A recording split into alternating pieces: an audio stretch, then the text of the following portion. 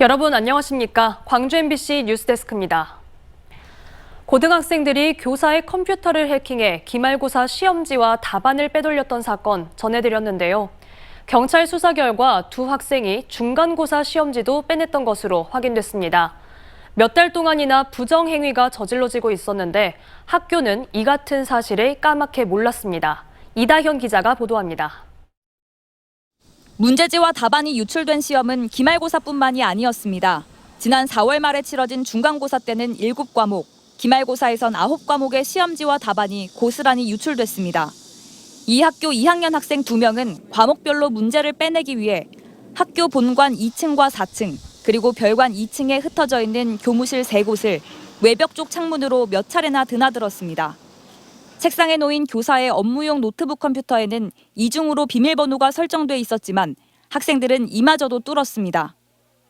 비밀번호를 무력화시키고 악성 코드를 심기까지 노트북 컴퓨터 한 대당 20여 분씩 걸린 것으로 조사됐습니다. 시험 문제를 빼낸 뒤엔 악성 코드를 삭제해 흔적을 지웠습니다. 그 결과 1학년 때 각각 내신 3등급, 2등급이었던 학생들은 2학년 중간 기말고사에선 여러 과목에서 100점을 받았습니다. 몇 달에 걸쳐 이런 부정행위가 벌어졌는데도 학교는 눈치도 못 챘습니다. 학생들이 한 번 학교에 침입할 때마다 3시간쯤 머물렀을 것으로 추정되는데 경보장치는 없거나 울리지 않았고 CCTV도 없었습니다. 모든 선생님들이 보안 전문가가 될 수는 없고요. 이런 중요 시스템을 전담해서 관리해 주시는 그런 분도 학교마다 뒀으면 좀 나아질 것 같습니다. 광주시 교육청은 허무하게 뚫린 보안 시스템을 강화하느라 부랴부랴 대책을 마련했습니다. 우선 교사들은 퇴근할 때 노트북 컴퓨터를 반드시 캐비닛에 넣어 보관하고 캐비닛과 교무실 문과 창문엔 반드시 잠금 장치를 하도록 했습니다. 고등학교 18교 전체를 대상으로 해서 8월 말에 학교 평가 보안 관리 현장 점검을 하려고 합니다. 해당 고등학교는 수사 결과가 통보되는 대로 생활교육위원회를 열어 부정행위를 한 학생들에 대한 징계 절차를 논의할 예정입니다. MBC 뉴스 이다현입니다. 파출소에 잡혀온 지명 수배자가 경찰이 뻔히 보는 앞에서 달아났습니다. 당시 촬영된 CCTV 화면을 보면 범인은 수갑을 차지 않은 상태였고 뒤쫓던 경찰은 추격을 포기한 채 되돌아왔습니다. 범인이 결국 다시 잡히긴 했지만 주민들은 불안에 떨어야만 했습니다. 임지은 기자가 취재했습니다. 캄캄한 골목길을 한 남성이 빠른 속도로 뛰어옵니다. 막다른 골목에 다다른 이 남성, 담벼락을 넘어 달아납니다.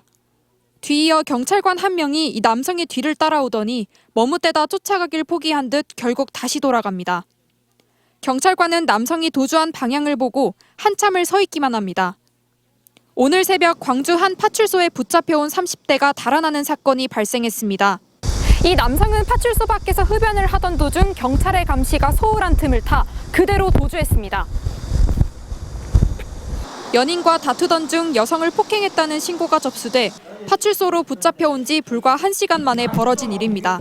붙잡고 보니 이 남성은 사기와 음주운전 등 혐의로 2년 전 지명수배돼 있던 신분이었습니다. 도주 직전 이 남성은 면담을 신청한 지인들과 대화 중이었고 경찰관 한 명만 입회한 상태였습니다.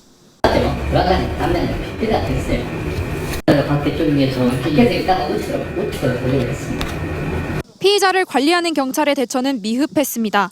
경찰 물리력 행사에 관한 기준에 따르면 피의자가 도주할 때 경찰은 신체적 물리력을 행사할 수 있고 도주 우려가 있을 경우 수갑을 채울 수 있습니다. 하지만 당시 경찰은 이런 기준을 지키지 않은 것으로 드러났습니다. 또 파출소 경찰관들은 남성이 도주한 뒤 1시간이 지나서야 상급관서에 보고하는 바람에 경찰력을 즉각 투입할 수 없게 했고 파출소로부터 도보로 6분 거리인 폭행 피해 여성의 집에 경찰관을 배치하는 것도 30분이 지나서야 이뤄졌습니다. 그러다 보니까 한 주민으로서는 어떤 범죄가 있어서 저런지 많이 또 불안감도 좀 있었고 결국 이 남성은 도주 7시간여 만에 파출소로부터 1.9km 떨어진 지인의 집에서 붙잡혔습니다.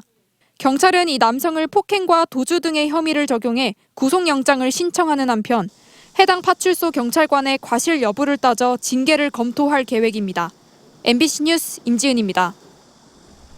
최근 무더위가 이어지면서 영유아를 중심으로 수족구병이 확산하고 있습니다. 수족구병에 걸리면 손과 발, 입 등에 물집이 잡히면서 열이 나는데요. 면역력이 약한 영유아들에게 치명적일 수 있어서 각별한 주의가 필요합니다. 양정은 기자가 취재했습니다. 5살 아이의 몸 곳곳에 크고 작은 물집이 생겼습니다. 손등과 발바닥부터 시작된 붉은 반점은 다리부터 무릎까지 빼곡하게 번졌습니다. 바이러스성 질환인 수족구병입니다. 엄청 가려워하고 아파요. 열도 많이 나고 같이 어린이 다니는 그 친구도 걸려가지고. 수족구병에 걸리면 입안과 손발에 붉은 물집과 발진이 퍼지고 발열이나 구토 등 증세가 나타납니다. 여름철에 바이러스가 왕성하게 활동하면서 면역력이 약한 영유아들을 중심으로 최근 빠르게 확산하고 있습니다. 최근에 집계된 전국의 수족구병 환자는 1000명당 12.5명으로 2년 전 같은 기간과 비교했을 때 12배 이상 급증했습니다.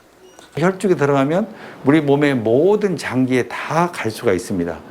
면역이 떨어져서 기능이 떨어진 아이들은 이제 뇌수막염 상태로 갈 수가 있어요. 뇌로 들어가면.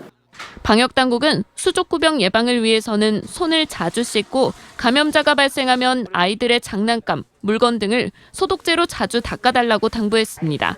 MBC 뉴스 양정은입니다. 일제 강제동원 피해자와 지원단체가 정부의 저자세 외교를 비판하고 일제 전범기업은 사죄부터 하라고 요구했습니다. 내 죽을지 모르니 나 솔직히 사죄 받기 전에는 죽어도 죽기가 싫고 그런데 내가 고생한 일을 생각하면 일제 강제동원 피해자인 양금덕 할머니와 시민 모임은 광주에서 기자회견을 열고 일본의 전범기업들이 배상과 사죄를 하지 않아 국내 자산이 매각될 상황에 놓였는데 우리 정부는 저자세 외교로 일관하며 피해자를 도와주지 못할 망정 방해라도 하지 말라고 촉구했습니다. 지난 2018년 대법원은 일본제철과 미쓰비시 중공업 등에 피해자에게 배상하라고 판결했지만 이를 따르지 않고 있고 이르면 다음 달쯤 이들 기업의 국내 자산을 매각해 배상하도록 하는 대법원 판결이 내려질 전망입니다.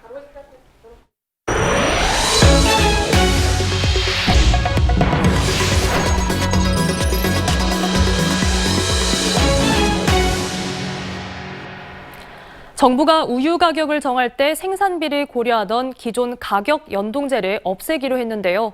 젖소를 키우는 농민들은 낙농업 기반이 무너질 수 있다며 강하게 반발하면서 릴레이 집회를 이어가고 있습니다. 박종호 기자가 취재했습니다.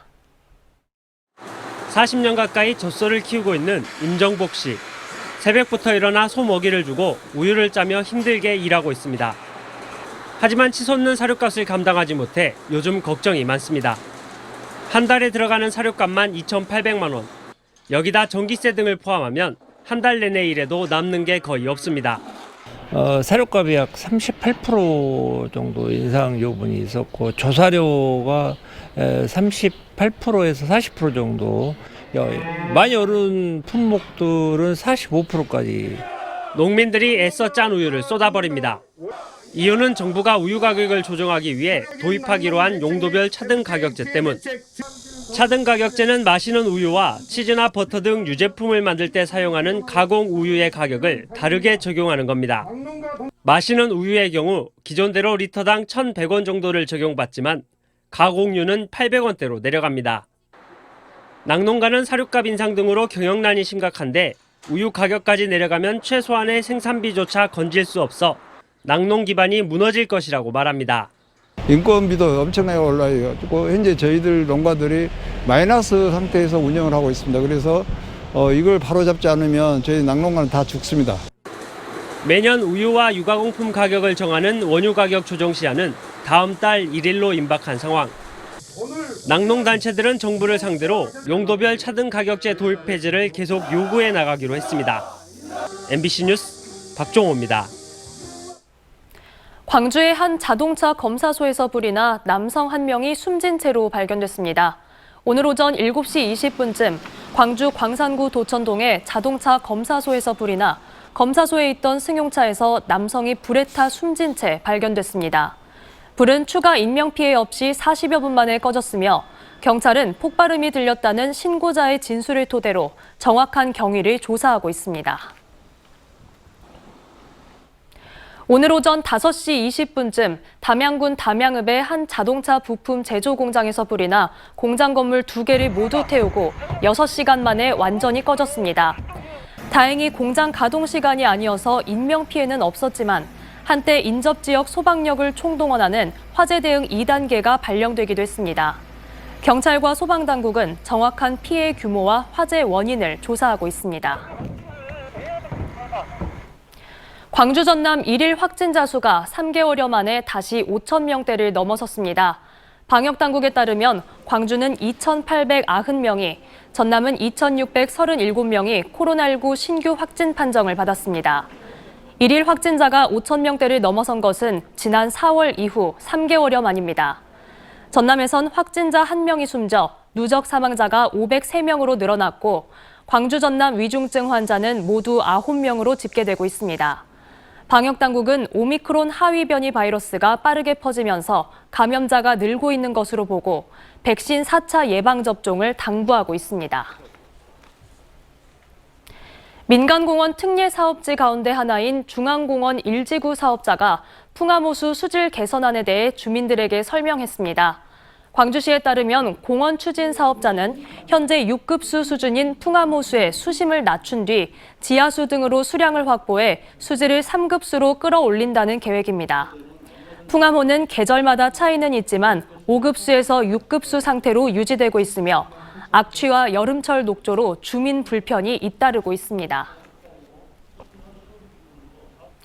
화정동 아이파크 붕괴 사고 후속 대책으로 부실공사 신고 대상을 전면 확대하는 내용의 조례 개정이 추진됐지만 제동이 걸렸습니다. 광주시와 광주시의회에 따르면 시의회는 지난 4월 입법 예고한 건설공사 부실 방지 조례 개정안을 최근 임시회에서 심사 보류했습니다. 개정안은 신고 대상을 광주에서 발주되는 모든 공사로 확대하는 내용을 담았지만 대상 확대에 대한 이견이 나오면서 처리되지 못했습니다. 반면 화정동 아이파크 붕괴 사고의 한 원인으로 지목된 콘크리트 양생 관리 감독을 강화한 건축 조례는 통과됐습니다. 파업 50일째를 맞은 광주 전남 전기노조가 협력업체 사측과 잠정 합의안을 맺고 업무에 복귀하기로 했습니다. 민주노총 건설노조 광주 전남 전기지부는 임금 6% 인상과 1년치 임금의 1%에 해당하는 금액을 8월 급여에 반영하고 하계 유급 휴가를 보장받는 등의 잠정 합의안을 조합원 70.7%의 동의로 가결했습니다. 불법 하도급 근절과 노동조건 개선을 요구하며 지난달 8일부터 총파업에 들어간 광주 전남 전기지부 조합원 840여 명은 이르면 내일부터 업무에 복귀할 예정입니다.